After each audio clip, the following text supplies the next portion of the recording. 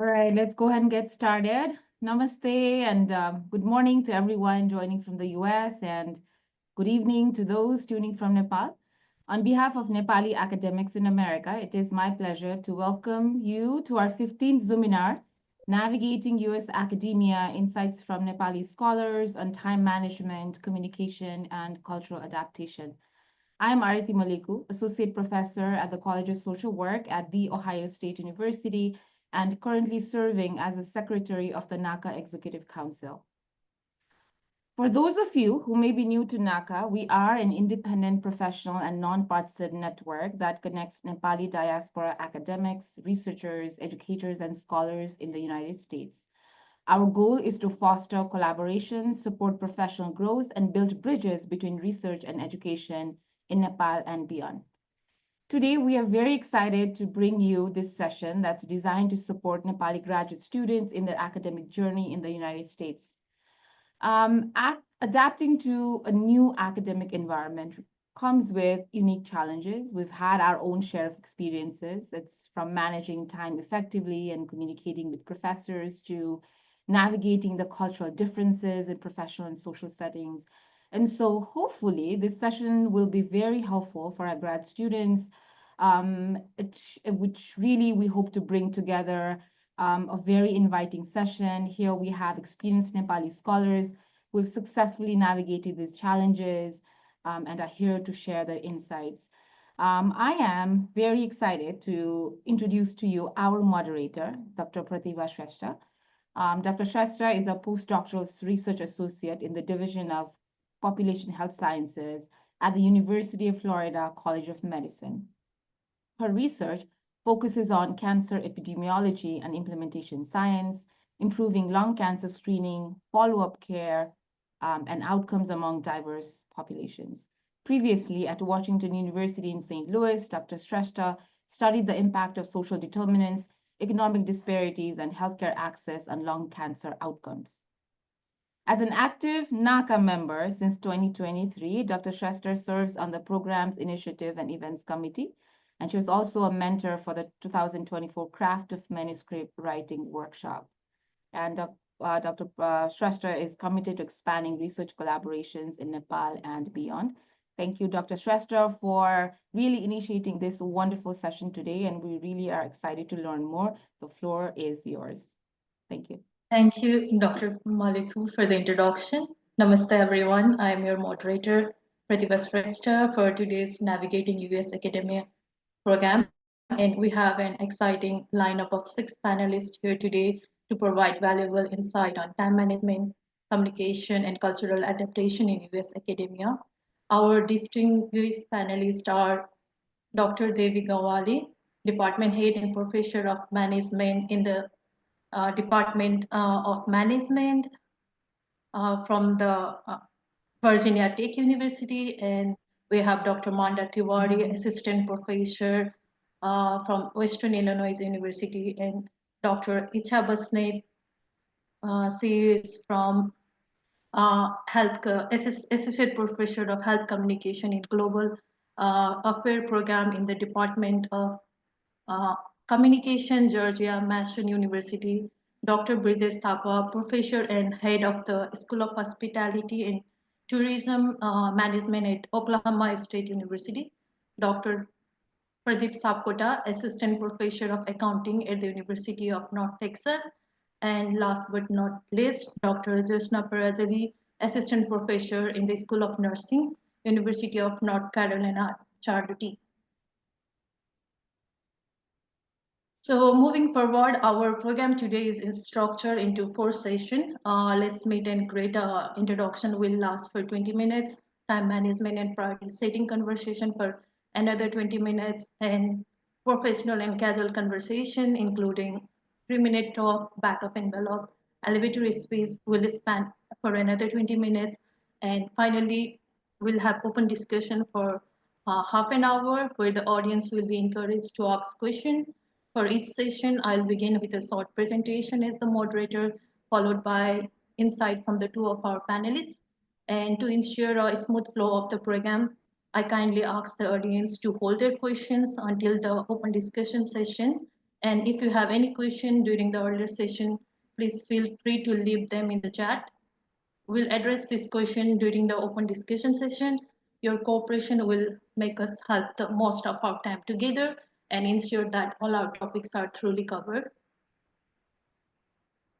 So today our objective is to help Nepalese graduate students in navigating the challenges of US academia from the insight of our experienced Nepalese scholar. So whenever we meet anybody, during our introduction, we always start with our name and academic background. We always introduce what is our department, which university we are from, or what is our previous degree, and we try to incorporate our research topic, what we are investigating, and what is our current research focus. And if you are not working on research and applying for the US academia, you can even talk about your research interest and your future goals, aiming for your academic aspiration, and adding your hobbies outside of academic work is also you can include on your introduction part. And for initial greeting and first impression, it's always recommended to address a professor or doctor and then last name. And it's also you can also have a handshake or have a polite nod or a smile, and also maintaining an eye contact is a good sign of confidence, but at the same time be polite and professional. And if you are in formal meeting such office hours, seminar or conference, you can schedule an appointment if you want to talk and more or have some queries, and you can always need to arrive on time. It's preferred to come early than late and introduce yourself very clearly, state your purpose directly, be engaged and ask relevant question. So for an informal meeting, you can also meet your professor or anybody from your department or schools. It might be your student administrator or anybody or your colleague in the hallways. So you can always have a friendly greeting. You can start with, hello, professor, how are you? Or even a small talk is acceptable. You can talk about your research or your class you are working on, but at the same time, you need to have a formal tone or casual tone depending on your corresponding tone. And the writing an email etiquette is a very good practice in US setting. You should have a clear subject line when you are writing an email and have a formal greeting when you start that, and be brief about your request and be polite at the same time. And in US academia, the professors are very approachable, so never hesitate to ask any questions and be professional but not overly formal. At the same time, you have to respect the boundaries. Time is very important factor here, and be more uh, like clear about what you want. And and also you need to make sure that you are following the rules or regulation. At the same time, some professor may be casual or some professor are more formal, so depending on your relationship you have to be careful how you are communicating. And thank you for your attention for this session. And as we have seen, writing emails, effective emails, and navigating informal meetings and adapting to cultural differences are crucial skills for success in US academia. So now let's hear from our panelists on this topic. Dr. Devi Gyawali is a department head. You have likely mentored many international students. What advice would you give to students who want to make a strong first impression when meeting professors and academic leaders like yourself? From a leader perspective, what qualities or approaches make an international student stand, stand out positively in their interaction with faculty? Thank you, Dr. Shrestha. Very, very informative set of contents in your slides. Appreciate that. And actually, some of the contents will perhaps overlap, and rightfully they will overlap. So so you would like me to say a little bit about me, I guess, right? Start with that. Yeah, for sure.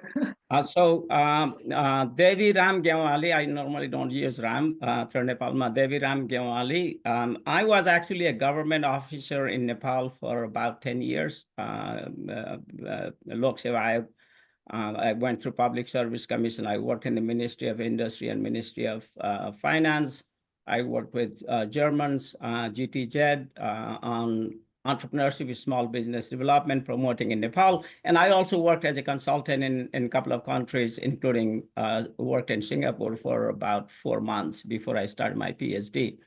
PhD from University of Pittsburgh in 97, came to Virginia Tech in mid 1997 and have been promoted, and I've been department head for last, this is my 9th year as a department head. So I've been here at Virginia Tech for that long, 28 years. So I'll now, with that brief overview, I'll touch upon a couple of points very briefly.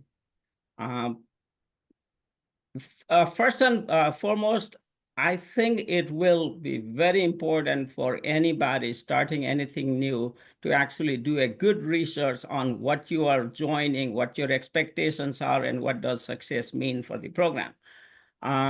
They're doing some research upfront, reading more about the program, understanding professors, who are the key people, who are their background, and what kind of expectations the program has. That will set you up for good conversation. That will set you up for the pointed right kind of questions you will ask. And also that will set you up to impress others when you're talking about the program. Second, that comes to once you have done that research and you are facing people, what kind of interactions should you have? And Dr. Shrestha actually touched upon a couple of those. I would say have an appreciative and positive tone in general. It doesn't hurt to be positive, appreciative, smiling, and engaged and exciting kind of person. Be curious and intellectual. That's another one. If you are getting into an academic journey, demonstrate that you're curious, you have spent some time learning, and demonstrate your intellectual curiosity. Engage thoughtfully is another point I would make. Engage with others, ask thoughtful questions, provide thoughtful remarks. Strong work ethic, particularly people coming from Nepal and who may not necessarily have worked the way American students and professors and everybody is expected to work. Demonstrating work ethic and building a work ethics to begin with so that you can demonstrate to others is also important. And maintaining eye contact, Dr. Shrestha mentioned that. I cannot underscore that. It's absolutely critical that you face the person looking in the eye and talking. Don't do all the time 100%, but maintaining eye contact is a sign of confidence. Maintaining eye contact is you're prepared, and things like that. The time management issues, I bet other panelists will talk about. I will end with the point I kind of mentioned earlier. A lot of folks I have seen and I have hired and I have actually promoted or not promoted as a department head, they don't quite understand success. And that sets apart from those that succeed versus others. Understand what success means for the position and roles you are engaged in. Work towards that success. And then if I have time later on, I'll come back to this, but I just want to pause there Thank you, Dr. Gyamali, for the very insightful talk. And now I'd like to ask Dr. Manda Tiwari is someone who completed your master and PhD in the US and is now an assistant professor. What strategies have you seen that help? Fatima, can we stop? Sorry to interrupt you. Can we stop sharing your slides just for a moment? Yeah. Oh, yeah, sure.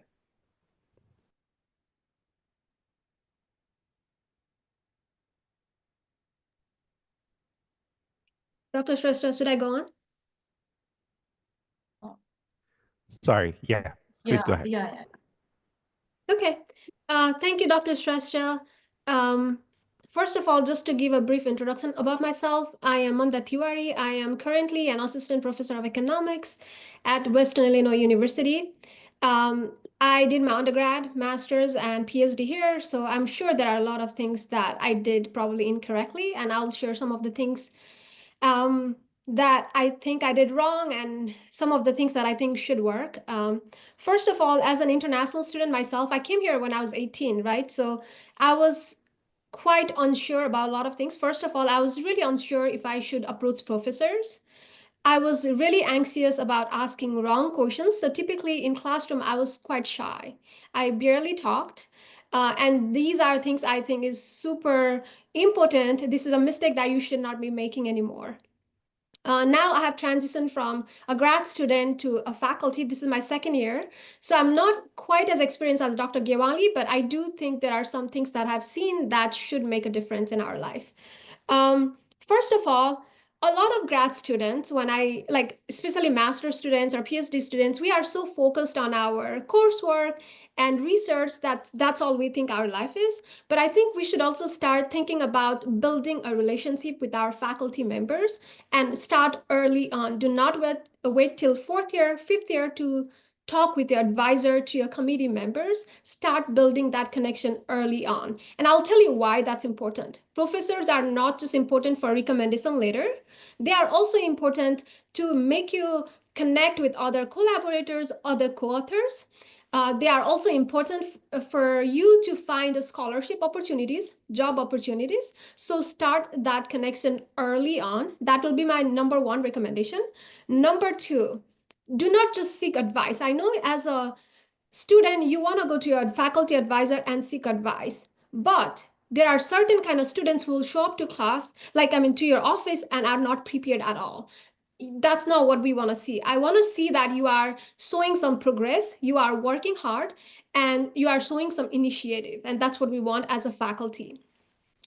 Third, reach out to your professor when you have questions.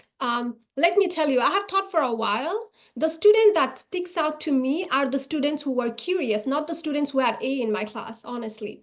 So be intellectually curious, ask questions to faculty. There is no questions that is wrong question. So just be brave, reach out to them, but do not just barge into their office. Ask for their permission, go to their office hours. And I think all the faculty will appreciate you coming to their office hours, talking with them, and asking questions. Number four, that is not really related to school, but I think it is very important. What I have figured out is going to conferences, seminars, and workshops.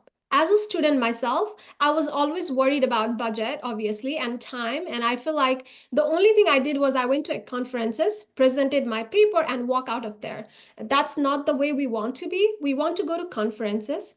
We want to talk with people. We want to build connection outside of our school, because conferences is where we actually can see faculty, researchers, academics from all over the world. So utilize that conferences to build that connection.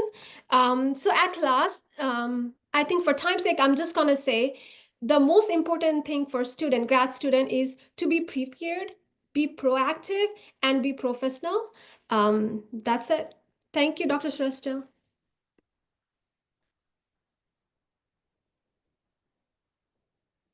Okay, sorry. Thank you, Dr.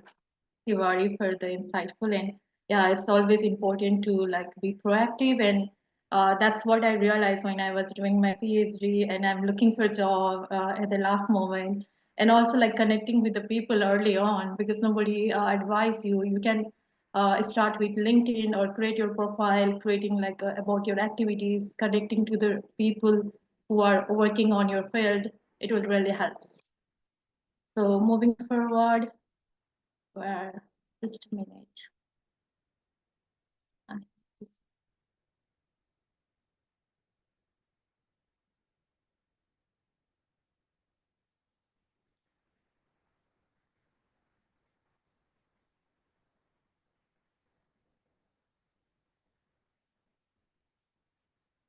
So our second session is on time management and priority setting conversation.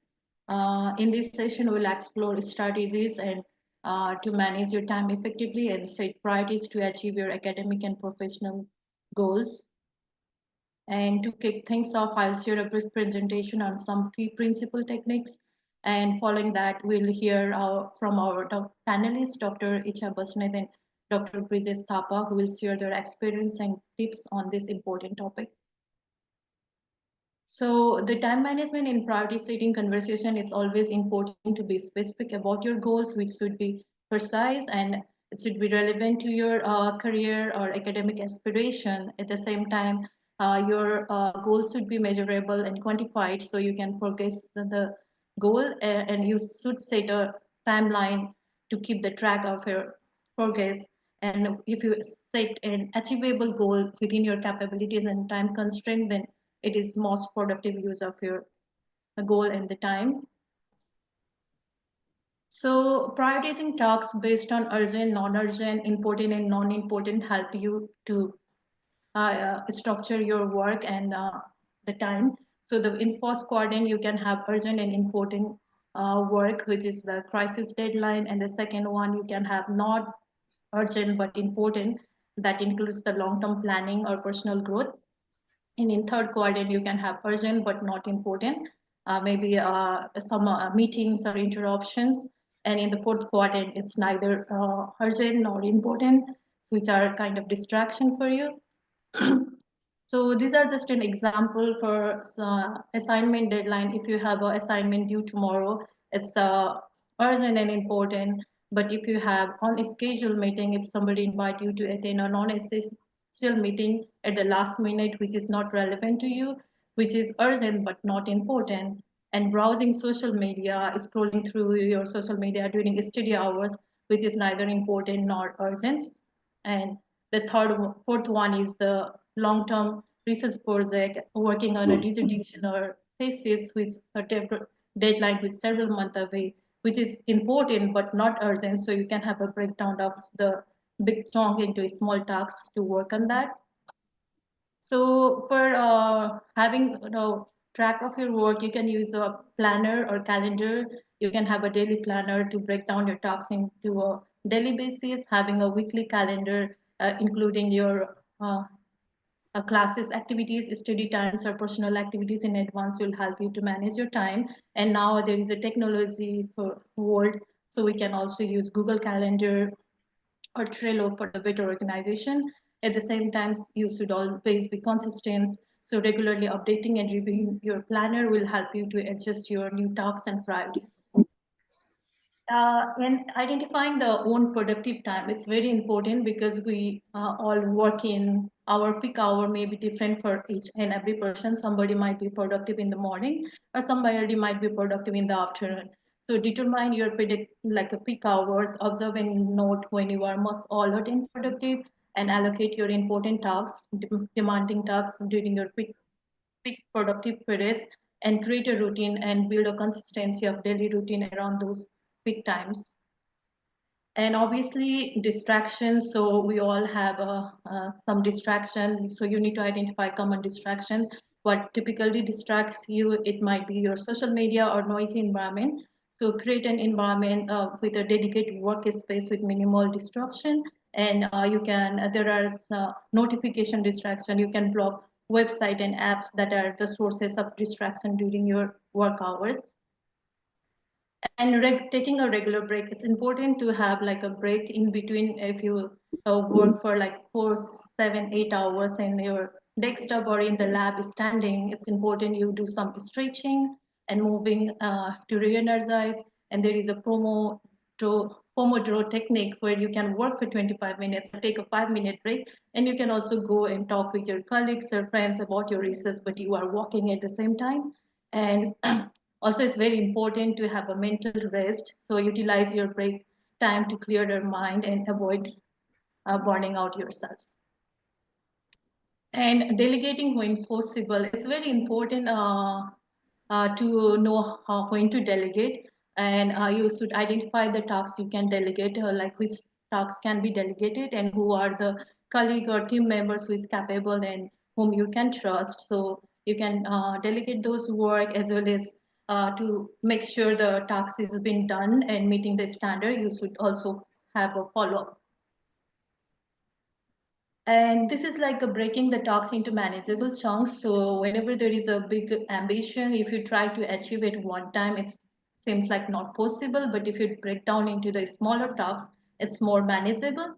And you can also keep a checklist to monitor your progress on each mini task, and always make a habit to celebrate a small win so you can stay motivated for a long time. And this learn to say no, this is like usually we don't have a habit to say no, but it's also important to set boundaries and be clear about your available time and commitments. So access the importance, what is important for you and what you have to do to achieve your goals. So evaluate the request whenever somebody asks you to do certain things. And while declining the request, you should be very polite, which do not, those work that do not align with your priorities. And and also like reviewing time to time and adjusting your priorities and schedule is very important. So regularly check in what is your priority list, what is the schedule you have for coming next week, and also adjust if needed. Be flexible and update your plan to accommodate new tasks or changes, as well as you should sit and reflect on your progress. Consider what worked well, what needs improvements, as we always learn while we are growing, so that's important. And like I mentioned earlier, we can utilize the technology like a Microsoft Planner or time tracking. You can use the tools like Talklow and Time Doctor to monitor your time uses and also customize your notification. And this is very important, self-care, as we are away from our home. Somebody might have family, somebody might not have family. So they should be taking care of their health by themselves. And you should always prioritize your physical health, having a regular exercise or balanced diet and sufficient sleep. Just because you want to finish something in one day or next day and you lack your sleep, then it will disturb you for a whole week. So be proactive rather than at the working at the last minute. And also mental health is very important. So be have a habit of having some mindfulness or meditation or other relaxation techniques you can also involve in sports and other activities. At the same time, ensuring work-life balance is important and have some relaxation. Now that we have discussed the key strategy for time management and priority setting, I'd like to turn to our esteemed panelists, Dr. Isha Basnet and Dr. Brijesh Thaba, to share their insight on balancing academic responsibility. Dr. Basnet and Dr. Thapa, could you share an experience where you had to make a tough decision in prioritizing tasks? How did you handle it? And are there any specific strategies or tools that have been particularly effective in managing your time and responsibilities?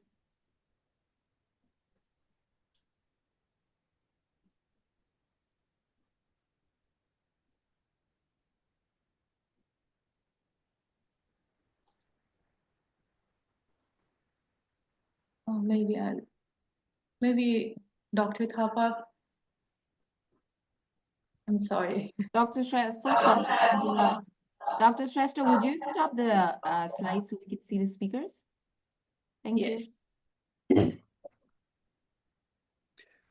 Good morning, good evening, good afternoon, wherever you guys are. My name is Brijesh Thapa, and I'm a little old school. Dr. Shrestha did a phenomenal job.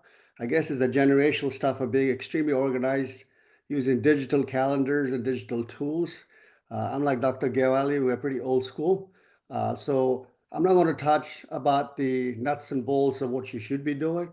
I'll basically give you general observations of what I've gone through or what I see other faculty and students go through. And then I'll yield my time to Dr. Busted, and then of course have a free-flowing conversation later in the end. So that's how I'll approach this, because you did a fantastic job about really focusing on various aspects. So there's nothing much for us as panelists to cover, since you covered it all, frankly. Anyway, really quickly, I did my undergraduate at a small school, West Virginia. Don't ask me why, probably about 1990, 91. I'm dating myself here in business. And my master's and PhD was at Penn State. Then I went to University of Florida, got fortunate to get the assistant professor position in 2000. And I was there for 20 years.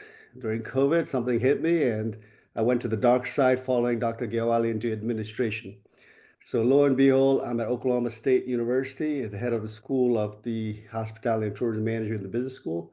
I was just finishing my 5th year and I'm contemplating what my next move is. Department head job is not easy. So I know that some of you folks in this channel, I mean, in this platform, Interest in Administration. So if you want to learn more, please come to NACA conference in Boone, North Carolina. We do have a special panel of navigating academic administration. So if you want some really insights how to get into academic administration, please do show up for that conference in Boone. Little plug for NACA there. So really quickly is, after reviewing everything Dr. Shrestha put out there, very nice. The question is, are we all disciplined enough? Ask yourself the question, are you disciplined enough to even follow one slide? Forget all those slides.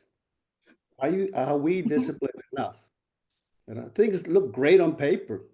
The reason we plan, it's called a plan for a reason. The most important is discipline, commitment, and follow through. You know, consistency yields outcomes. So that's something we have to ask ourselves is, are we really taking on the challenge to be committed and disciplined to ensure things get done? So that's my motto with work is get things done, number one. All right, get things done. So whatever it takes, you got to get things done. I know there's a lot of junior academic faculty members today joining us. So let me take a little bit more on the academic side. And if there's other graduate students who want to ask questions about that, we could do that. So first and foremost, people always use the term work-life balance. And I say, what's that? All right, there's nothing called balance. There's no yin and the yang between work and what you call play and family. Really, ask yourself, have you sat down and said, what is work-life balance? You know, I need 40% of leisure time, 20% going to the movies. I don't know. So I believe, you know, our work and our time is fragmented with the age of the internet. So I went to school when the internet was, you know, we didn't know what the internet was. So there's a lot of fragmentation of time, largely, I call it disruption by digital devices, whether it's social media or professional media or whatever it is. So technology has driven us in the context of being robotic, frankly. See, I'm in the hospitality space. We love people. We like face-to-face. We like face talk over Facebook, all right? So I think is we need to focus more on that human connection to get things done, frankly, all right? So work-life balance, I call it a work-life circle. With the fragmentation of time, we get times in small chunks. We don't get the luxury of 5 hours, 8 hours to focus on what we want to do. All right. So how do you utilize that chunks of time is critical. All right. So work-life circle is everything is a circle. It's not binary. All right. It's not linear. It's circular. So how you approach your family life, how you approach your leisure lifestyle, and how you approach work is really all interconnected, right? So I'd like you guys to, to ponder on that thought. Another aspect, this worked for me personally as a young assistant professor. Well, I'm still young, I guess. So you have your teaching obligations, right? Monday, Wednesday, Friday, or Tuesday, Thursday, whatever you have. Try to block off one whole day and call it research day. Typically, a Friday is a good day because that if you want to work over the weekend, that kind of bleeds into another 2 days of sustaining your productivity if you want more time. So block it off and call it research day and don't show up to the office. Or if you like to work from the office, work from the office. So research day is something that your students know, your colleagues know, that you don't schedule appointments. You barely check email. You are tunnel vision on your research, whatever you need to do. Consider that as a routine, all right? So I'm a big believer, Monday to Friday is have a routine. You know, certain times you meet graduate students and certain times, you have uninterrupted time. So have a routine and stick to it. Again, are we disciplined enough to stick to that routine? And also when you go to work, we all work with different types of people. There's some people that just walk around different offices, knocking on doors. Hey, how's your weekend? What's this? What's the ball game like? And that really interrupts your flow. During the 8 to 5, if you do show up at 8 o'clock, try to focus on what I need to get done for that day. So by the time when you go home, you feel a sense of accomplishment, all right? So that is very, very important is shut your door, write papers. It's good to have colleagues, you know, their lunch break or whatever. But I think you have to be really disciplined within that 8 hours of work. So you have time for yourself in the evening if you have a family or you want to do something, all right? Less socialization with colleagues during the work hours is very important, I think, too. That yields to, yes, less gossip, too. In terms of teaching, you can ask your department head, is it possible to stack my class and teach Tuesday, Thursday, or Monday, Wednesday? And that way you have 1 or 2 days of free time to do your work, all right? So I think you can make the request, whether folks like Dr. Gyawali might tell you no, but I might work with you on that, all right? So teaching, also getting good graduate assistantship to help you with your teaching, excuse me, is very, very critical in terms of managing your time. If some of you folks may teach 100, 200 students, how do you manage that? You know, so I know we all want to be great teachers. I used to give individual assignments for 150 students. And guess what? When you give, you got a grade. That's ridiculous. Okay? It's great to be, you want to do this and do that. Kind of have group projects. Okay? Again, managing your time. You're giving a 3 credit hour class, and how many hours are you going to commit to that respective delivery of that class itself? Lastly, the role of administrator and a faculty is very different. The challenges are very different. So as a faculty member, when you're a junior rank assistant, the key is, if you're a research institution, the key thing is publish, publish, publish. Shut your jaw, just write. Just write. Stay away from the water cooler, just write. All right, get to know your colleagues, but at the end of the day, publication is the gold standard to get promoted. That's just the way it is. You can do a whole lot of service, you can do a whole lot of stuff, but if you don't have papers to show for, it's meaningless, at least at a research university, all right? If administration is a little more challenging in terms of time management, largely because the department head, I do believe, is the hardest job on a university campus. That's not what I said. My former president said that, because you're sandwiched as middle manager. You have to placate to the people above you. You have to manage the people below you. And then you have to manage externally with various other stakeholders around campus as well outside campus. So it's a very challenging job. And you have a lot of incoming. So I joke with my faculty as well as students. I said, everybody who comes to my office, you're here not to say hi to me, you're here with a problem. Nobody's coming there to your office to say hi, or nobody's sending you an email to say hi. They're there to help you. They expect you to solve a problem. So every day is multitasking, is how do you have a mental mind shift from this issue to that issue? So it is a little challenging. So we'll talk a little bit more administration down the road if you so choose to. So in the interest of time, I'll stop here and yield my time to Dr. Buston. Thank you, Dr. Thapa. I'm going to echo a lot of things that you've said, but before that, I just will briefly introduce myself. My name is Icha Bassett. I'm at George Mason University. I got here in a very long-about way. My undergrad was at the University of Utah. Then I got a master's in public health at the University of Massachusetts. Then I went on to Purdue to get a PhD. At which point I decided I really didn't want to stay in academia and didn't want to stay in the US either. And so I left, but still somehow had a foot in academia. So I spent 10 years at the National University of Singapore, and then made my way back to Virginia, first at James Madison University, and then now here at George Mason. I am a unique position because I have a joint appointment as a global health comm person. I'm in the Global Affairs program as well as in the Department of Communication. So I straddle 2 departments. So talking about responsibilities and managing time, right? One, but then times 2. I echo a lot of what Dr. Thapa said in terms of what Dr. Shrestha also said, laid out all the strategies, all the techniques, and all the things that we can do and plan to do. I am also somebody who does not do any of those things. So let's be honest, right? I know all of those, Trillos or, all of those things that you can use to manage things, but none of which work for me because I know myself well enough to know that I can put those in plans, but I may not follow through in exactly the same way. So one of the things is that to also learn how you work, right? What are the ways in which you work? Are you somebody who needs to have everything written down and color coded and organized? Or are you somebody who just needs a big picture and knows little steps to get there, right? So there's different ways in which we work. And I think that's knowing yourself and how you do that is great. So all of these additional tools are always wonderful, but I don't think we should also feel like we should work with them if it doesn't work for you, because for me, as I said, it feels like it holds me in a way that I feel more stressed out than it is helpful. So my strategy is really to think about the semester, think about what I want to accomplish in that semester, and what are the ways that I need to do in order to do that.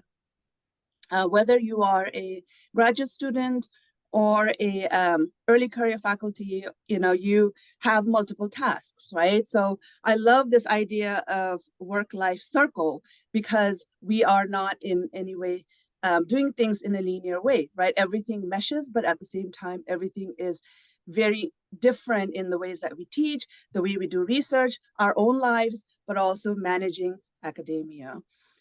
So I think for me, I would say, really acknowledge the fact that we have fragmented time, but also we have to compartmentalize those areas, not in a linear way, but in a way that it bleeds into each other so that it's a circle, right? You're constantly doing other things, but doing things like taking Fridays. My Fridays are always booked as a research day. I meet my graduate students or my research team, or just me. Go find a room in the library where nobody can find you.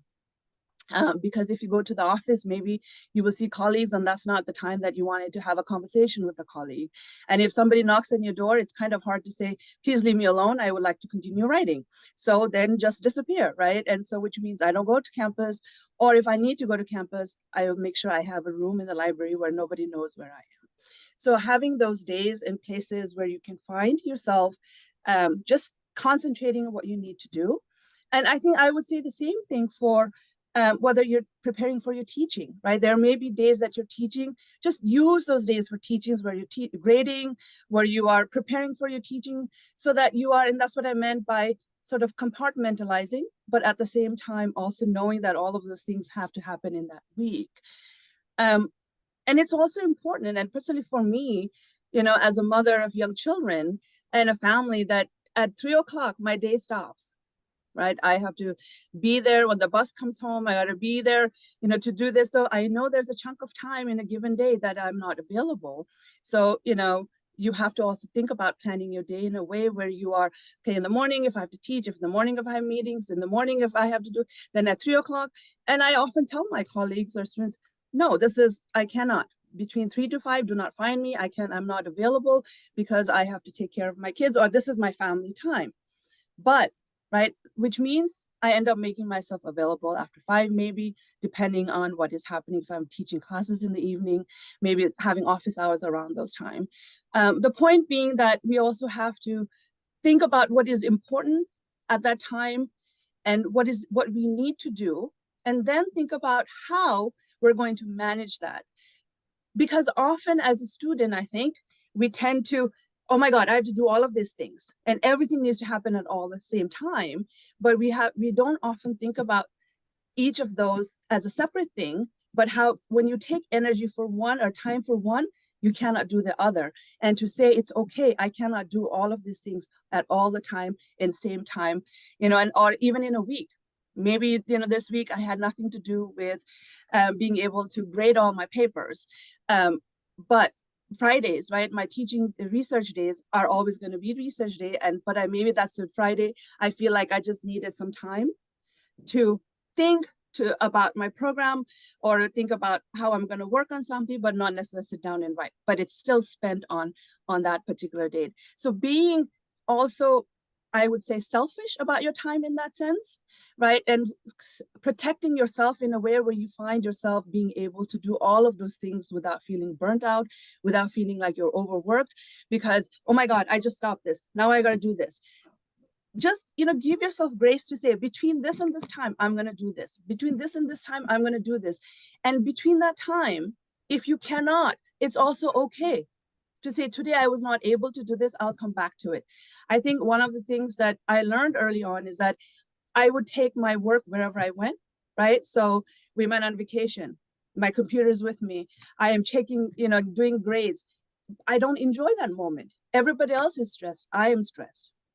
And then I feel guilty because I didn't accomplish what I thought I was going to do just because it's with me all the time. So I think it's very important to also realize, do you work in the morning? Do you work in the evening? Do you work in the weekend? What are the times? Do you teach on a Tuesday? So then Tuesday is your teaching day. So Wednesday is going to be something else, right? So just to kind of have a big picture in terms of strategizing how you may be able to manage all of those things, knowing what you need in order to do that, which is really, right, time, but also space for yourself to say yes or no, to move on from one task to another task, and to say, okay, I said I was going to do it until 3 o'clock. That's it. I'm done, because I have to move on to the next thing, or like I said, I'm going to come back to it. Because when you're not able to have that kind of discipline, you stress yourself out, you burn yourself out, and then you end up not being able to accomplish well in your teaching or prioritizing or grading whatever you planned, or publishing,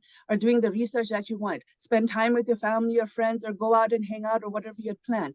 Everything becomes, it's such a mess in the sense that it will just stress you out. Then you don't become effective or efficient in anything that you're doing because you're too worried about not doing that.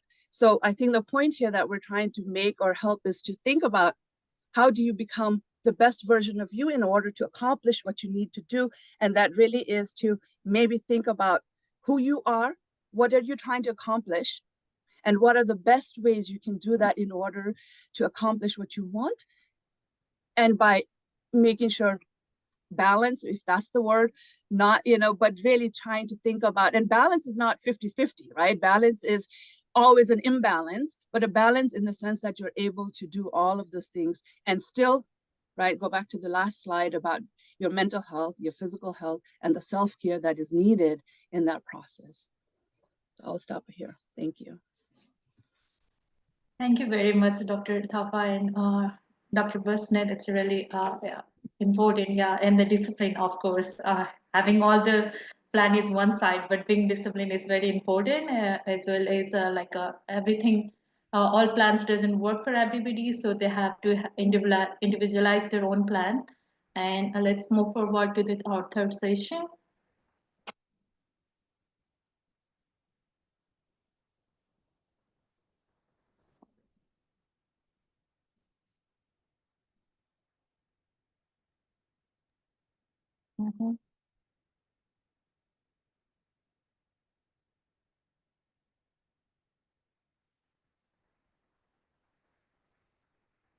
So our third session is on professional and casual conversation, including impromptu speaking, and 3-minute talk is more professional, and then the backup envelope is not in professional setting.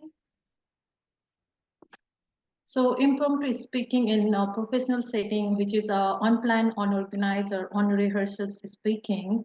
And where does it happen is, it happens mostly in the workplace, like during the meeting or while updating the projects or client relation or any job interviews.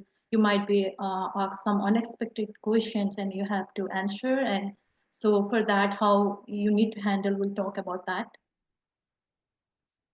So why it is important to handle is like it's a different speaking spontaneous is different than the prepared one. So you will be evaluated based on your contribution or discussion, and you are expected to answer and perform your role. So the tips for impromptu speaking is there are different strategies. These are some technical strategies. There is like a prep, which is like point, region, example, and point. And there is the 5 Ws, which include who, what, when, where, and why strategies. And there is a diplomatic framework and a smooth turn, where if you don't know the answer and you want to have a diplomatic turn or a smooth turn. And there is another strategy where you can start with a storytelling. So the prep is an effective way to organize what you say into a coherent and easy to understand story, much like organizing a paragraph. And this strategy focuses on telling the listener the topic of what you are talking about at the beginning of a story, followed by providing the reason and then evidence, and then you have a summary of a point. So it helps you to think about what you are going to say, as it also help you to reorient to your speaking to stay on topic.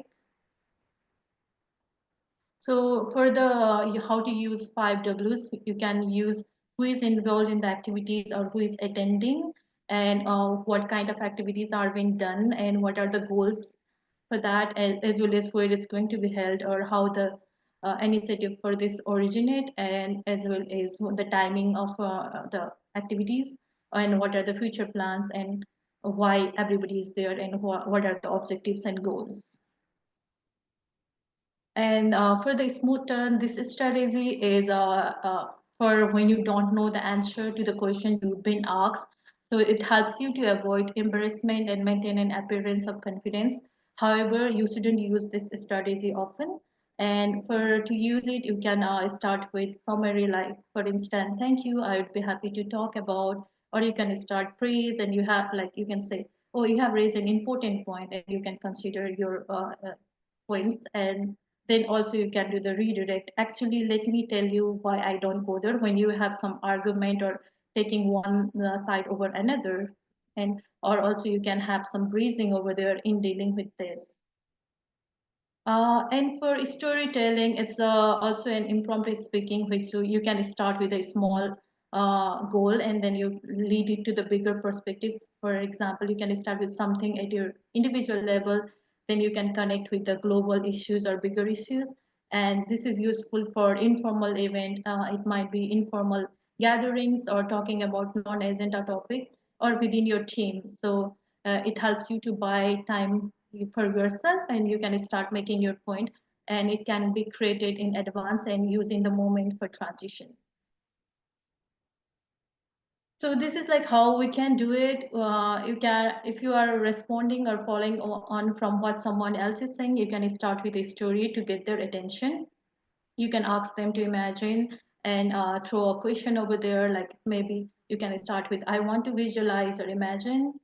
Or you can make it personal to your experience, setting your story as a part of personal experience work as well. For example, oh, on my way to the schooling this morning, which set an like a background, and you can start with, so one of my colleagues asked me this question last week about, so that can be done. As well as you can ask a rhetorical question if it fits the theme of what you will talk about, and making a questionnaire like, why should we care about what others are thinking, or who decide what customers will like this year. So this invite your audience to share an aspect of your life, and to trust and to identify with you.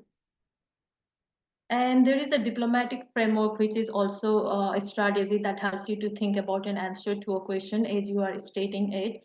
So it helps you to telegraph your thoughts, and but for this you need to listen first to the question and understand the prompt, and then answer by highlighting the advantages and disadvantages. And you can draw a conclusion either based on the information you are presenting, or drawing your own conclusion. So elevator piece is a 30-second, usually when you meet somebody in elevator who is relevant for your research or for your future career, or anybody related to academia, you can have a quick connection. So for that, you can start with the introduction and having some background, and set up a connection request. And at the end, you don't forget to say thank you. And you, for example, you can start with, hello, my name is this, and I'm PhD or postdoc students in this department or university, and my research focuses on this area. And then you can also mention about what you are passionate about, and outside of academic work, what you enjoy. And you can also mention, I'm excited to connect or discuss potential collaboration at the end. So you should try to make short and sweet, but at the same time, it's very concise and information.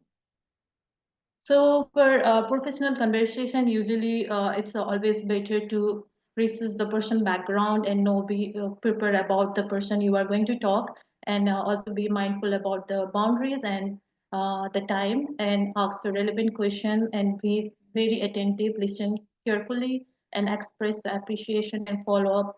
And for the casual conversation also, you can have some find some common ground, maybe it's hobbies, or like non-academic topic, or recent events happen in your academia. but at the same time be genuine, maintain professionalism, respect boundaries, and be good listener, and also know when to transit. Often we try to speak when somebody is talking. When you want to speak up, you should always be careful, like you are not interrupting and you are trying to be polite, and wait for them to finish, and then you can start your questions, and also do the follow-up appropriately, because most of the time we connect. If we go to the conference or any places, we connect to the people, but we forget to follow up. We should always follow up with an email or any other ways, because I heard from many professors that when students are asked to follow up, they never write an email to them. So that is also important, that if it's important for you, you should be proactive. And this is a 3-minute presentation, is an extremely time constraint talk, and often done in academic conference or meeting. And the purpose here is to provide a clear, engaging, and concise overview of the research project and idea in 3 minutes. And for how you can do it, like first you need to write your 3-minute, and then you can create your 3-minute slide, which is a single statistic PowerPoint slide is permitted for that. And your slide is to be presented from the beginning of your oration, so no additional electronic media, and you can practice your 3-minute presentation slide. And how you can structure is, you can start with the introduction, briefly introduce the research problem or question, and then in method section have some few sentences explaining the approach and methodology used. And in the results section, you highlight your key findings and outcomes. And in conclusion, you will end with your importance of your work, suggesting some few potential future research or real world application. And the challenges here is like the audience is academic and the level of expertise varies, and every word counts here because the time is limited. So you should be able to make most out of your presentation, and have a like you reach out to the broad audience while maintaining the integrity of your research. And back of the envelope talk is an informal, quick presentation of a research idea and hypothesis and concept. It is less about the precise detail and more about conveying the general idea, the intuition behind it, and any insight or thoughts. So the purpose is to often communicate a rough and high-level overview of concept or to stimulate a discussion. And how you can structure the backup envelope is like you can have an introduction, have some research question or observation quickly, and you throw your main idea, hypothesis, or you can have some rough sketches or diagram, or can have some simple calculation, and you briefly describe this idea, why this is important, and what implication you can have on that, and you throw an open question to have a further exploration or invite feedback from your colleague or professor or supervisor. And this type of talk can be tricky because the audience is usually colleagues and collaborators or peers, and the tone is informal. So the specific thing is to spark an interest and generate ideas rather than provide a police presentation. And it requires balancing the enough detail about the idea, but also not overwhelming your audience with unnecessary information.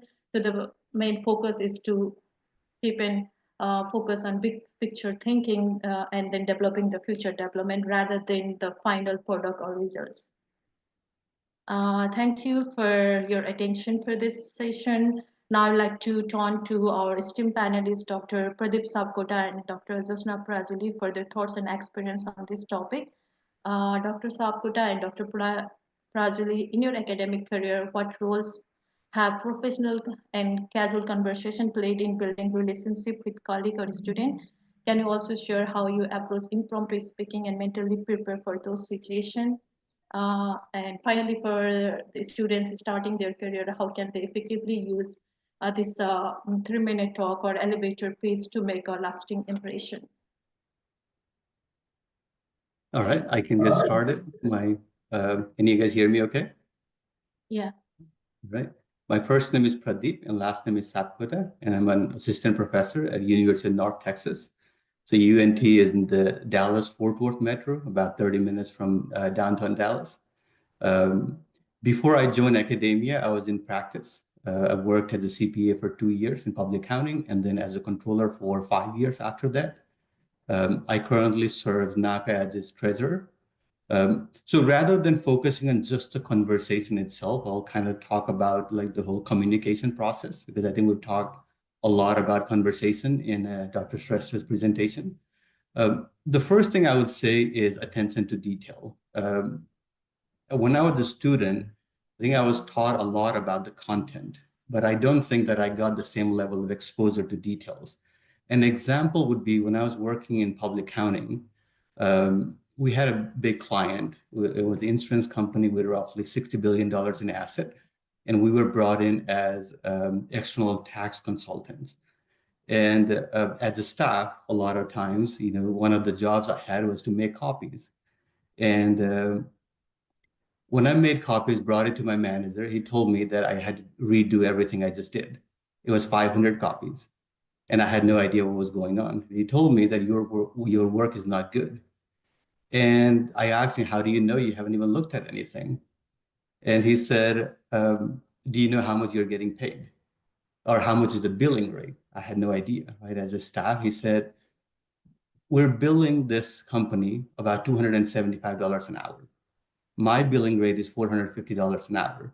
But because of what you've done, that is not clear. So he told me to look at the printout, the way that I had made copies. The very bottom of the page were not lining up.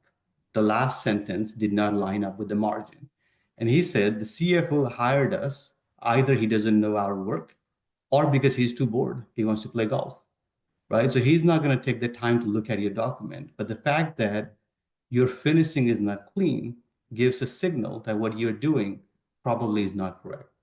So when we're communicating, I think that would be a good starting point. For example, if you're scheduling a meeting with a potential employer, with your professor, the small things matter, right? If you're inviting for a lunch meeting, rather than saying we're going to go have lunch at, Namaste Nepal, send them the menu, right? In the email, that way you're doing part of their work. Remember the category, especially in academia, your doctoral students, and then you have postdocs, assistant professors. So if you're dealing with associate or full professors, I think those small things matter.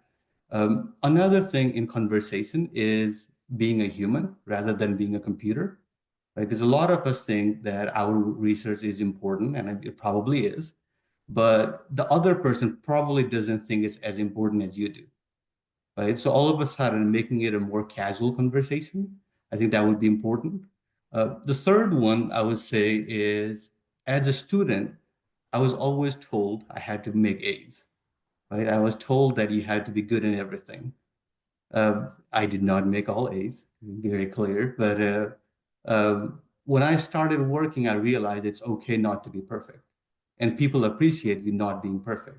So in your communication, rather than only focusing on how to achieve something, I think the conversation should also be about the process, about the human side of things. And so for me, it has been helpful when dealing with senior colleagues as well as doctoral students. It has also been helpful with students in general, because I've noticed that I grew up in an academic household, and I kind of like was exposed to how it's about teaching and studying, things like those. The thing that's different from 10 years ago to now is a lot of students have other resources that they can learn from. So if they're coming to a classroom or scheduling a time to meet with me, a lot of times they want to hear stories. They've said firsthand that the content, the tax, I primarily teach tax, so they say that the tax concept I can just read in a textbook. Tell me how to apply it. Tell me how it's relevant for every day. So make a story out of it. Also, joking helps. That was another thing. From practice to academia is, in academia, a lot of times we're very serious and focused, right? Including like self-deprecating jokes are also always fun. About conversation specifically, impromptu speech, I think that's kind of difficult because you really don't know, right? That's the part. For me, the first couple of seconds are difficult. It always has been, and it still is difficult. So kind of like an icebreaker, be about talking about sports, weather, maybe something related that the other person may be interested in would be a good starting point. for elevator speech and the 3-minute presentation, the best advice that I have is practice. I failed enough times and later on realized one of the main reasons is I did not practice. And I think we heavily discount and practice, especially, and maybe things are different now, like, especially in South Asian culture, like at least from what I was exposed to, we think that we can wing it, right? We think we can go in front of a group and then kind of make a, especially for a potential employer. So I practice a lot of these.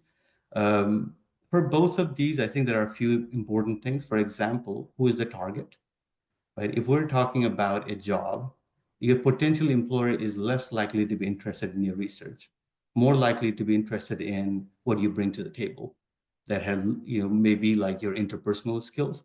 If it is about a potential research partner, your research probably would be more important. The second is your competition. Remember, you're trying to sell, right? That's the whole purpose of it.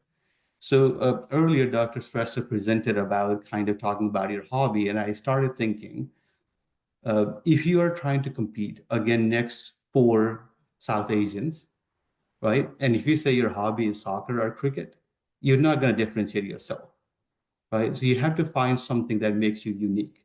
That way you can stand out from the competition.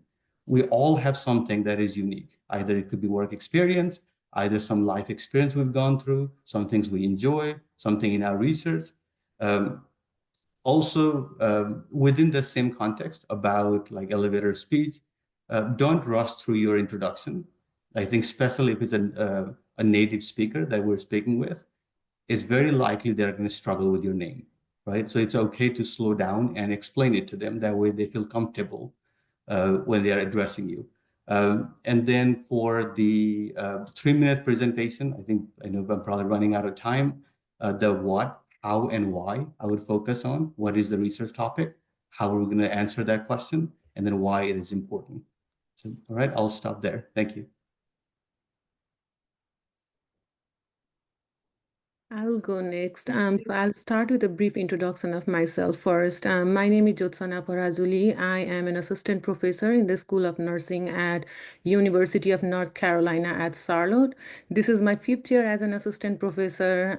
Regarding my academic journey, I did my Bachelor of Science in Nursing from Institute of Medicine, Maharajganj Nursing Campus, Nepal. And then I came to the US for a master's degree in gerontology and then pursued a PhD in nursing, and then started my assistant professorship position in August of 2020 when the pandemic was full-blown. My research focuses on reducing disparities in palliative care utilization among older adults with cancer and their family caregivers. I recently have acquired a grant from National Institute of Aging, which will focus on developing a palliative care readiness tool for this population. So going back to the question that Dr. Shrestha asked, first of all, you did a great job of explaining everything about, professional versus casual conversation, elevator speech, and 3-minute talk. So I'll go back to your question and try to answer that. So in terms of how professional and casual conversations helped me in my career, I want to start with the role of professional conversation. And I echo with everything Dr. Shrestha said as well as Dr. Sapkota said, and just want to add a few more points. So in professional conversations, you usually have, structured formal conversations. You mostly discuss about your work and professional development. You might have an agenda for everything. And so usually professional conversations have helped me build a collaborative or mentoring relationship with that person, but maybe necessarily I don't know them on a personal level. Whereas casual conversation, on the other hand, has helped me connect with my colleagues or mentors on a personal level, know the person better, and also build friendship and relationship with them over time. It has also helped me, and maybe, it helps many people the same way to be socially engaged and may also be, feeling refreshed in a way, because a lot of times we always keep talking about work and work and work and professional development, but sometimes just having casual conversation can help you feel socially engaged with your colleagues and mentors. With students, if you, conduct a casual conversation with them, it might help you know who they are as a person, what are their struggles and challenges, what are their aspirations, and shows them that you care about them. especially it is important during now after the pandemic, because a lot of students are, struggling with so many challenges on a personal and professional level. So having this casual conversation may show that you are empathetic towards them, you care about them, and this not only helps with their professional development and academic success, but also helps them grow as an individual. So the other part about impromptu speaking, we know that, impromptu speaking, as Dr. Shrestha presented, is that we don't have a lot of time to prepare for it. But what you can do ahead of time is that you can practice impromptu speaking, at least for some common situations that you can, provide an impromptu speech. Like, for example, if your professor asks you to provide an impromptu speech in your class, you can be better prepared by learning all the course materials, be reviewing the readings and materials and PowerPoints ahead of time. If it's a job interview, you can be better prepared by learning about the company more, what your position is about, and things like that.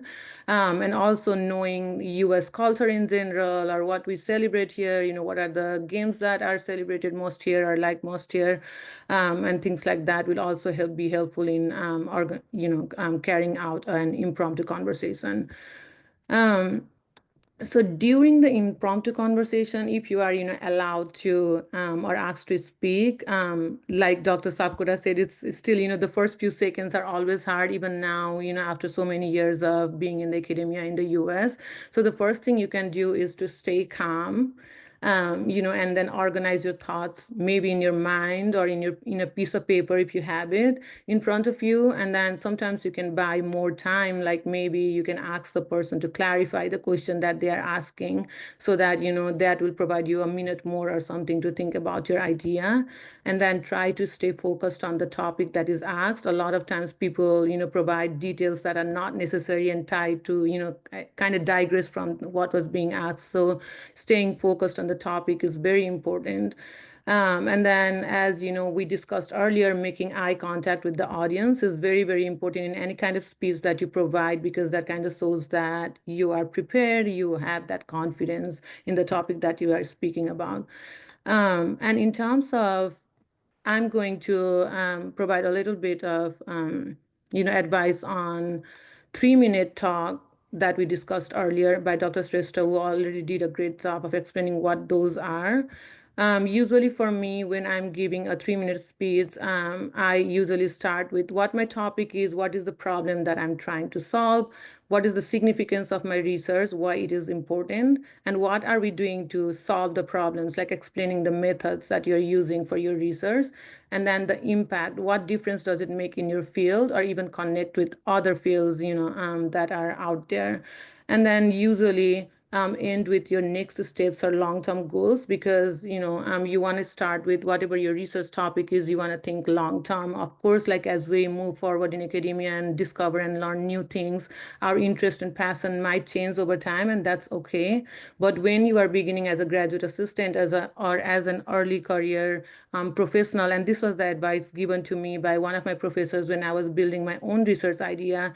She asked me, what are your next steps going to be after this? If you think about 10 years from now, does your research sustain after what you are doing now? And then I could not really think about long-term research goal at that time from the topic that I had chosen. So I revised my research topic, and now I can build another 30 years of my career out of the research topic that I have picked now.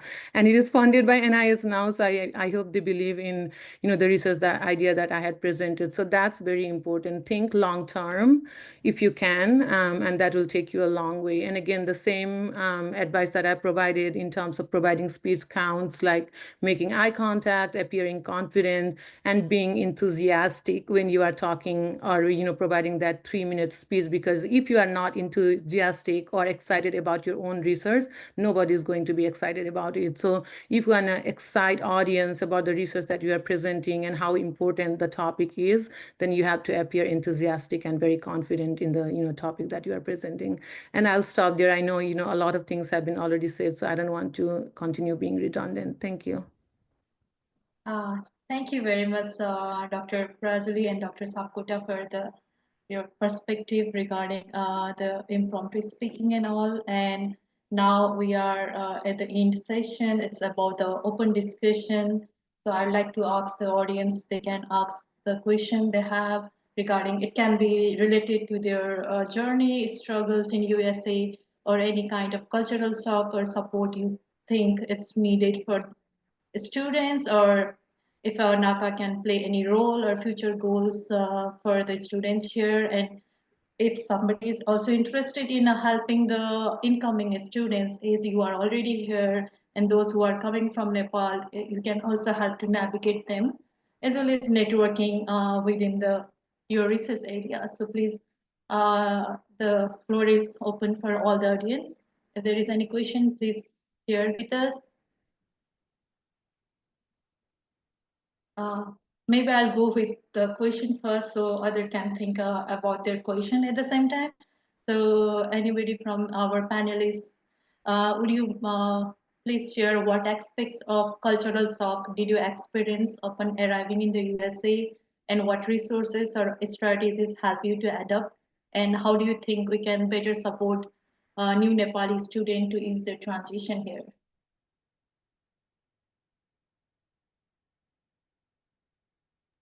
Okay, I'm going to tackle at least a portion of it.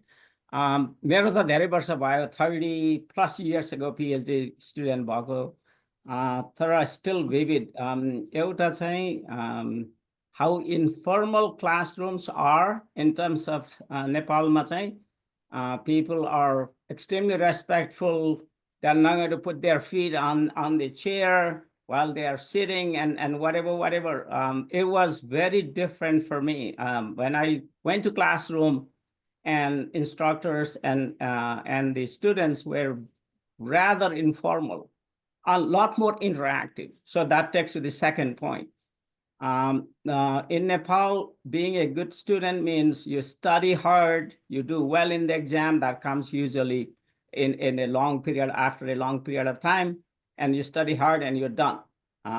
Here, you study pretty much every day, you work every day, you are always a student, and you are interacting a lot. It's not listening and processing, but you are actually interacting a lot with others.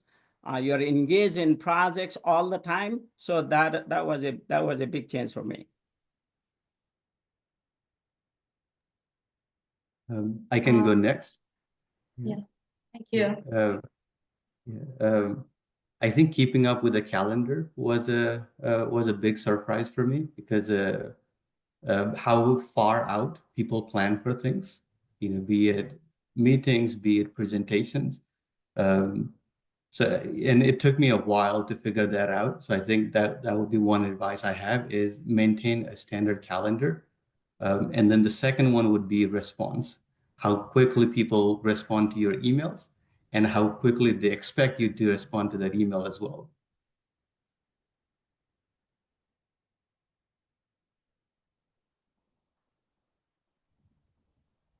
I'll add one point. So one of the things was not knowing, the slangs that are used in American English. I think in Nepal, like a lot of English that we speak is mostly, I think, British English. And so it was kind of shocking, and it took some time to learn those slangs in the beginning. For example, if you got home from somewhere, I used to say, like, I reached home, or I got home, or something, and then my friends used to say, I made it home. And so, simple things like that. There were so many things to learn, and so over time, yeah, we learned that.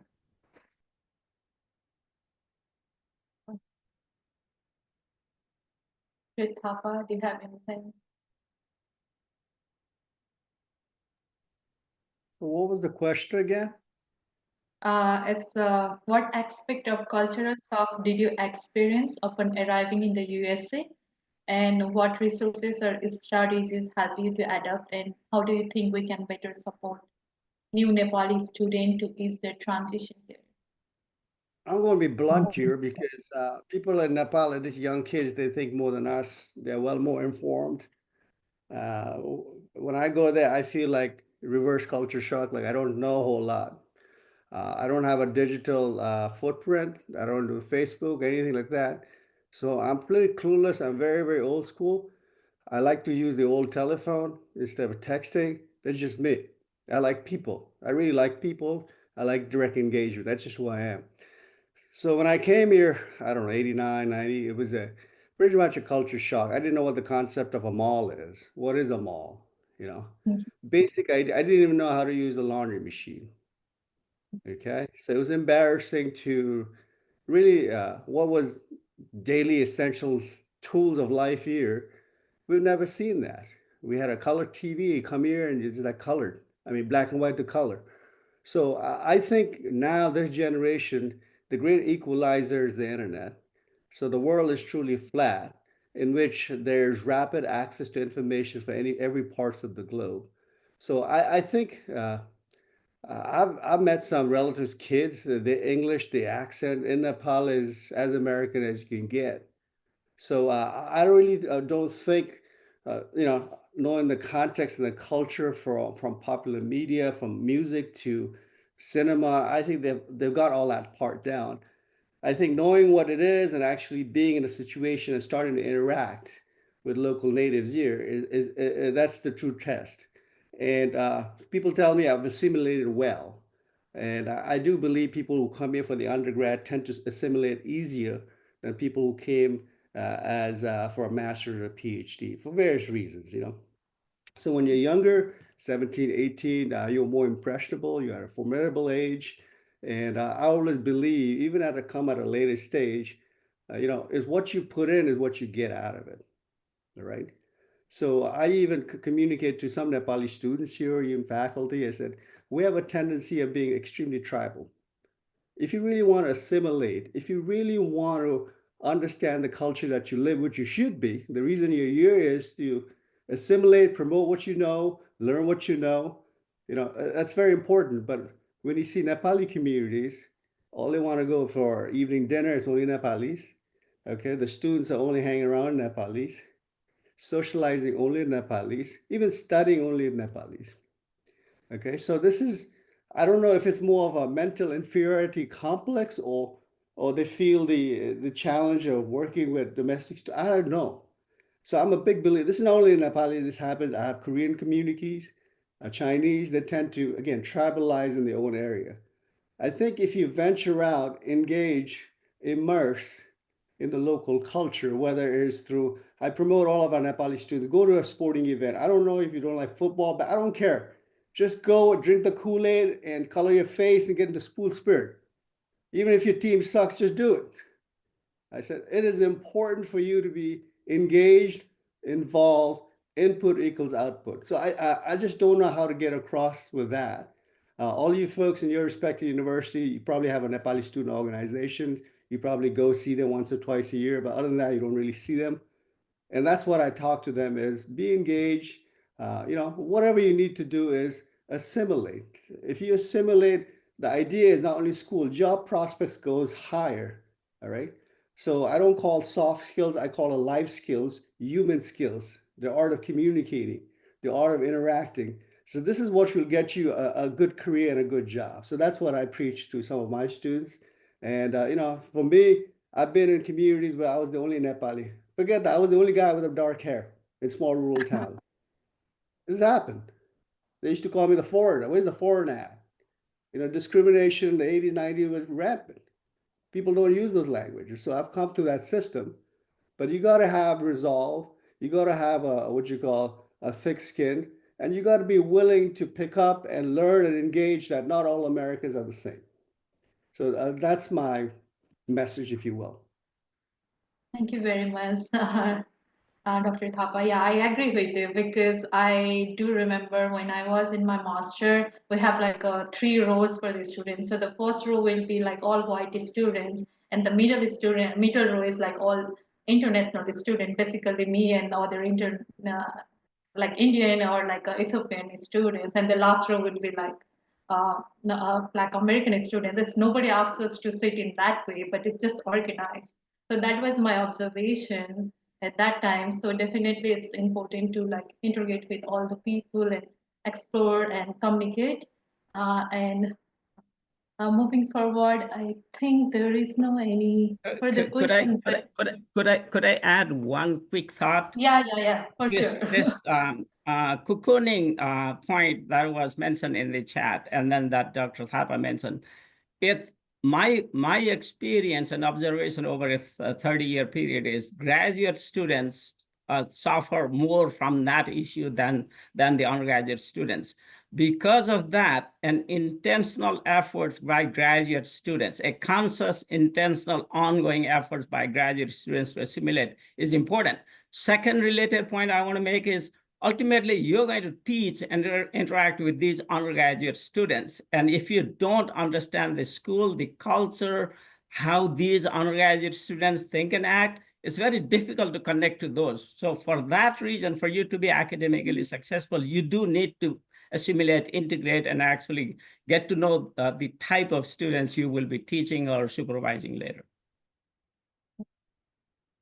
Thank you very much, Dr. Gyawali. Yeah, so maybe Dr. Basne, do you have anything to say on this? Thank you. I just wanted to echo what was just said in the last two comments, which is that we always want to find things that are comfortable to us. We want to stick to it. We want to protect ourselves, and that's all and well. But in order to survive and succeed, we have to also challenge ourselves to get out of that space and get out of that box. And that means also understanding the space and the culture you're part of, whether you see it as forever or whether you see it as just now. But in order to succeed, I think that it's a very important point that I want to reiterate in terms of participation outside of your own safe space. I mean, safe in the sense that, not saying go anywhere that you don't feel safe, but safe in the sense that what you already know, right? Sometimes you have to be the one to take that initiative, to be part of other groups, other spaces, other things to learn. And also it helps with your teaching, it helps with the research, networking, finding jobs, making friends, because as much as we love our own community and we're here to support you, we cannot all give you jobs. We cannot all be there in the same space. We do have to meet other people outside of that who can also expand some of those horizons. Thank you very much. That's really insightful. Yeah, of course, just because we are Nepalese doesn't mean like you will get a job. Obviously, you need to have that skills to fulfill that job responsibilities. And I think I'll go with one last question, is we don't have any question in the chat. So in what ways do you think that NACA can contribute to the academic and career aspiration of Nepalese student in the USA, or what specific supports or program would you like to see from NACA to help you achieve your future goals?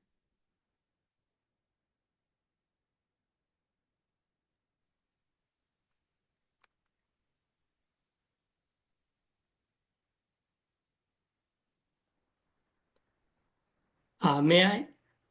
Yeah, of course. Namaste to everyone. I'm Lakshman Pokhrel. I'm working with Dr. Brijesh Thapa. I work especially in healthcare and hospitality literature, and I'm in the stage of data collection from different hospitals of the United States. And I'm having difficulty to collect data, and I want to know how NACA and all of us could actually help to collect data more smoothly, and what are the procedures and difficulties that you all went through when you're in my stage of doing PhD, and what are the ways that I could actually or a strategy I could apply to navigate this journey. Thank you.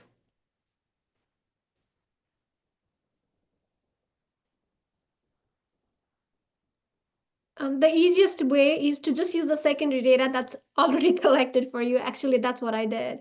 So most of my PhD dissertation chapters are based on secondary data.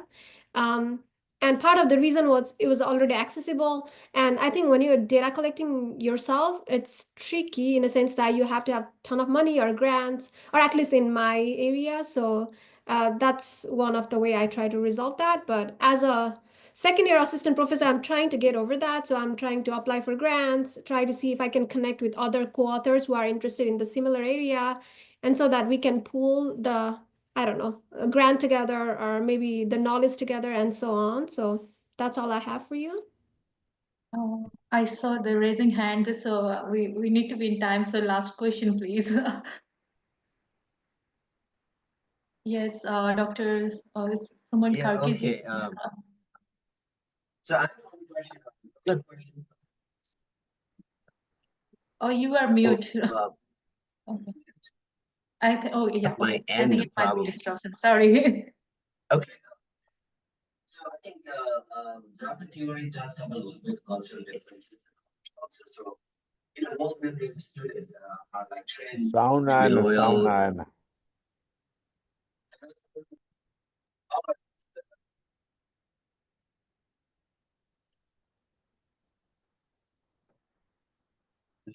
Can you hear me? Maybe you can just quickly type in the chat. I don't know, it's a disruption from your side or our side. I'm Okay. not hearing properly. And I'm sorry, it's almost going to be time off, but I'll just take this last question and hand over to Dr. Arti. So one aspect of cultural difference, most Nepalese students are trained and acclimatized to be loyal and look upon to believe that if you work hard and be loyal and obedient, you will be taken care and provided deserving incentives. And we do not demand or negotiate much with our seniors. At least as a new postdoc, I did so. How current students should handle this aspect? So partly this is almost like an administrator question. So I'm going to at least try to do that. I deal with these kinds of things all the time. My bottom line point is, if you are not your best advocate, nobody else will. Right? That's the key to this. You got to advocate yourself, but do it with a genuine, nice, sincere effort, and with evidence that you can create your success, comparison, what others might be getting. Don't be a complainer, because Dr. Thapa said, and I have dealt with a lot of complaints. Almost anybody I see every day is about some kind of complaints, or things not going well or whatever. Just instead of being a complainer, go with a solution with facts in hand. But again, you are your best advocate, but look for a couple of others that may be allies to your case, to the extent you can. It cannot be just you. See if you can find somebody else who could also help support the case. But if you are constant bargainer, you'll be labeled as such, and your brand will be recognized like that. So you have to have a balance there. Thank you very much, Dr. Gawali. Now I'd like to hand over to Dr. Arti to wrap up the session. Thank you very much, everyone. Thank you. That was very insightful and engaging conversation. I found myself feeling a bit nostalgic, just wishing I had known these things when I myself was a doctoral student. There might be more burning questions. I could not help to ponder on the question on data collection, and seems like we might need to need another interactive session on that. But doctoral students, please feel free to reach out if you have any questions. And I hope this certainly is a start for many ongoing conversations that can be helpful for our doctoral students. Hope it was also valuable to pre-tenure faculty, and certainly a great refresher for all of us. So as we wrap up, I want to extend a heartfelt thank you to our very organized moderator, Dr. Pratibha Shrestha, and our esteemed panelists for such a thoughtful and inspiring discussion. Special thank you to all the members of the program events committee. It just takes a lot to organize these sessions. Dr. Banita Sharma, Bilan Kambu, Suman Karki, Pratibha Shrestha again, Bhuvan Thapa, for organizing today's session, and especially our co-chair of Program and Events Committee, Dr. Sadeep Shrestha, for your intentional effort to bring these diverse group of panelists. Thank you so much. Our Zoominars are definitely not possible without Dr. Milan Shrestha, our NACA Vice President. Very special thank you to you, Milandai, for all the tech support and all the back-end work that goes into organizing these sessions. And before we go, a very quick reminder about the NACA conference that's happening April 11th through 13th at Appalachian State University in Boone, North Carolina. And this year's theme, bridging boundaries, mounting elevations, navigating the future through cross-disciplinary collaborations really highlights this power of working across disciplinary boundaries and to address these global challenges.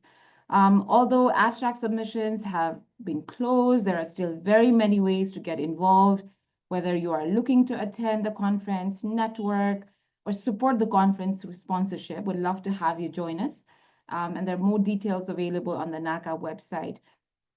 If you are new to NACA or not yet a member, we invite you to join our growing community. We also have a student membership category and encourage students to get involved. If you have not already, do follow us on our LinkedIn page to stay updated on all these NACA events, opportunities, and programs.